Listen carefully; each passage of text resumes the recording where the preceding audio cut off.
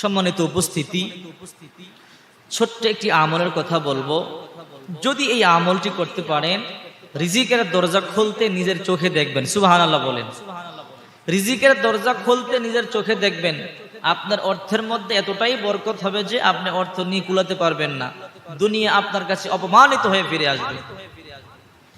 বিশ্বনবীর একজন গরিব সাহাবী এসে বলে, ইয়া রাসূলুল্লাহ, দুনিয়া আমার থেকে পশ্চাৎ বরণ করেছে, দুনিয়া আমার থেকে বিমুখ হয়েছে, এতটাই অভাবে পড়েছি, আর ভালো লাগে না, আমাদেরকে সচ্ছল হওয়ার জন্য কিছু আমল শিক্ষা দেন।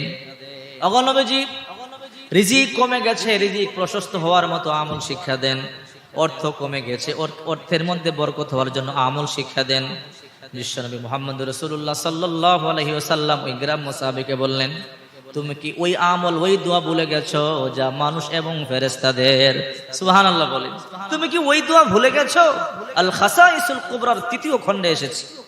রাসূল বললেন, তুমি কি সেই দোয়া ভুলে গেছো, সেই জিকির ভুলে গেছো যা মানুষ এবং ফেরেশতাদের? তুমি যদি করতে পারো, দুনিয়া তোমার কাছে অপমানিত হয়ে ফিরে আসবে। সুবহানাল্লাহি ওয়া বিহামদিহি সুবহানাল্লাহিল আযীম আস্তাগফিরুল্লাহ সুবহানাল্লাহি ওয়া বিহামদিহি সুবহানাল্লাহিল আযীম আস্তাগফিরুল্লাহ সুবহানাল্লাহি ওয়া বিহামদিহি সুবহানাল্লাহিল আযীম আস্তাগফিরুল্লাহ। যাও, তুমি পড়ো, অভাব চলে যাবে, দুঃখ চলে যাবে, টাকায় বরকত হবে, রিজিকের দরজা খুলতে নিজের চোখে দেখবা। অর্থ শুধু চতুর্দিক থেকে আসতেই থাকবে, দুনিয়া অপমানিত হয়ে ফিরে আসবে।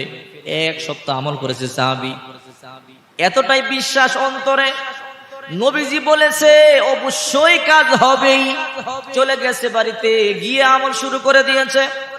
রাসূল বলেছেন, সকাল বেলা তুমি 100 বার পাঠ করবে, বিকাল বেলা 100 বার পাঠ করবে, অর্থাৎ ফজরের পরে 100 বার, মাগরিবের পরে 100 বার। আল খাসাইসুল কুবরার 3য় খণ্ডে আসছে, সুবহানাল্লাহি ওয়া বিহামদিহি সুবহানাল্লাহিল আযীম আস্তাগফিরুল্লাহ। এক সপ্তাহ পরেই টাকা পয়সা এমন ভাবে আসা শুরু করলো, ওই সাহাবীর অর্থের মধ্যে এতটাই বরকত হলো, বিরক্ত হয়ে নবীজির কাছে এসে বলল, ইয়া রাসূলুল্লাহ, অর্থ এত হয়েছে, আমি অর্থ বন্টন করে শেষ করতে পারছি না। সুবহানাল্লাহ বলেন। যাদের টাকা দরকার, অর্থ দরকার, রিজিক দরকার, ব্যবসা বাণিজ্যে উন্নতি দরকার, এই আমল করেন। সুবহানাল্লাহি ওয়া বিহামদিহি সুবহানাল্লাহিল আযীম আস্তাগফিরুল্লাহ। আল খাসাইসুল কুবরা 3 নম্বর খণ্ডে বিস্তারিত পাবেন। এই আমল করলে দেখবেন টেনশন, দুঃখ থাকবেন, আল্লাহ অর্থে বরকত দিয়ে দিবে। সুবহানাল্লাহ বলি। আমাদেরকে আল্লাহ পাক আমলগুলো করবার তৌফিক দান করেন।